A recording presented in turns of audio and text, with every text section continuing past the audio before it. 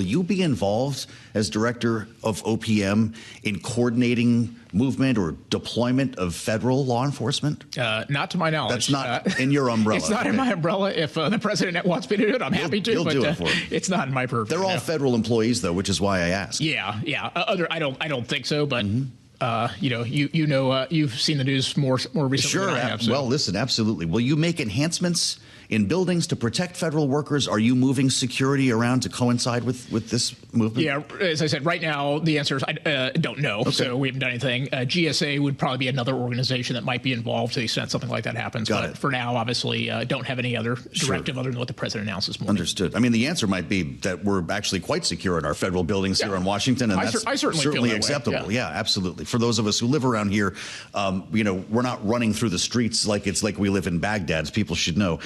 As I mentioned, you were sworn in less than a month ago. Yeah. I would love to know the experience that you're having here, coming to Washington and going through this culturally.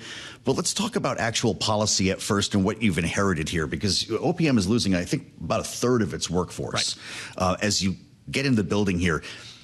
Do you have what you need? Are there enhancements that you need to make to enact your vision? Yeah, certainly, as I've been here for a couple of weeks now, people have come to me and said, hey, we may have cut too far in this area or that area. So the short answer is I don't know, but we're going through a process to go figure that out. So what I've asked everybody to do is come back to me and tell me, okay, what do you think is missing?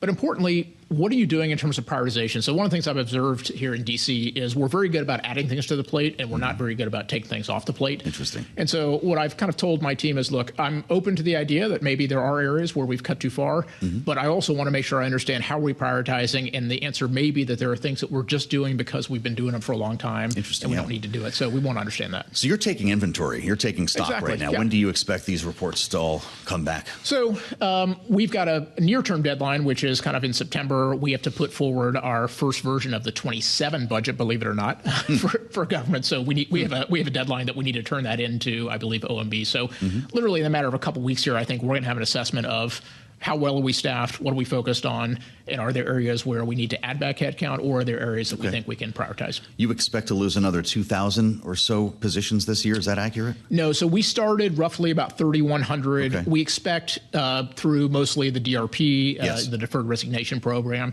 to be probably closer to 2,000, 2,100 by the end of the year. Yeah. So that's specifically through the to deferred. OPM. Yeah. And is that program still active?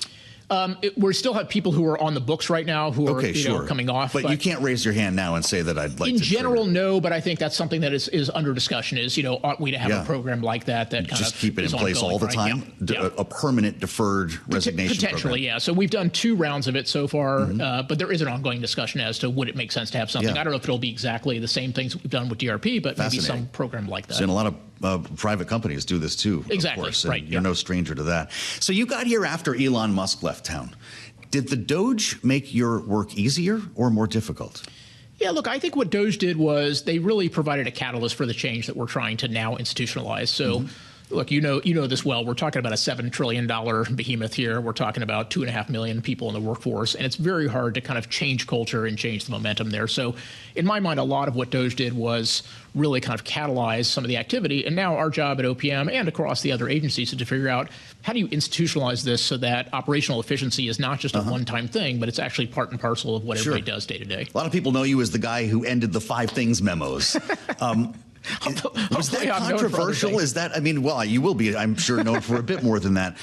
Why did you make that decision, and why would that be considered a controversial move? Because I think some folks are continuing to use this, right? It's the mandate. I don't think it should be controversial. Yeah, it's the mandate that we dropped. Look, what I said I would do is when I come in, just like anything else, we should look at why we're doing things. And sometimes things have a good reason for when you do them.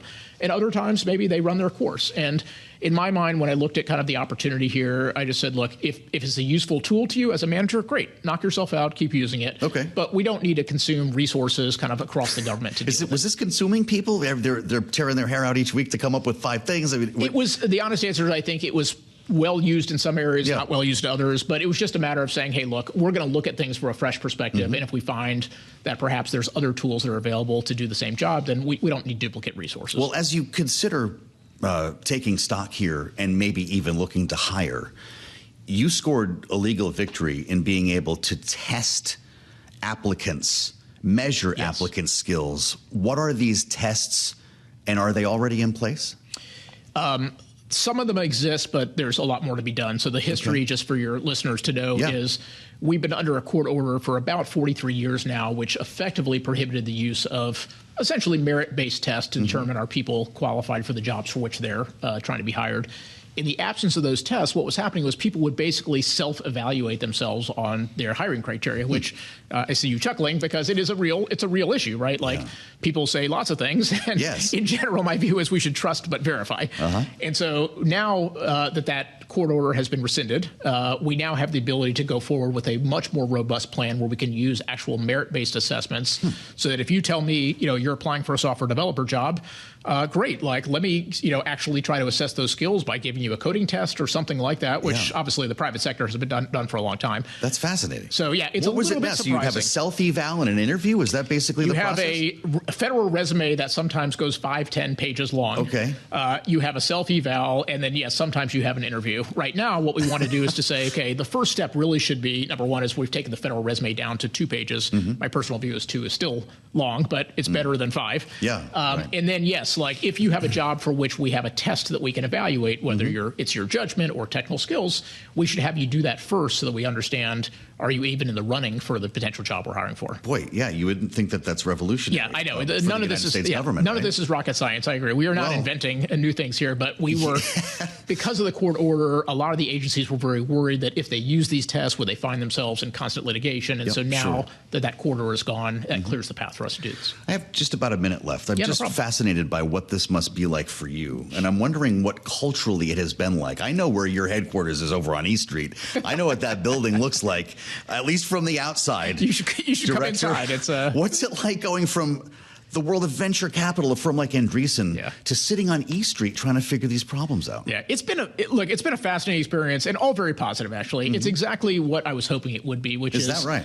Well, look, I view this as like the managerial challenge of managerial challenges, which is in my old job, at the end of the day, you have a CEO, the CEO tells you what to do. And at some point, people actually do what the CEO says, or they quite frankly find themselves another job. Fine. And this is a much more of what I would call a power persuasion job. Can you get people aligned around a mission and convince them why the things we want to do from an efficiency perspective are not only good for their career, but also good for the government? Yeah, well, that's called public service, I think, exactly.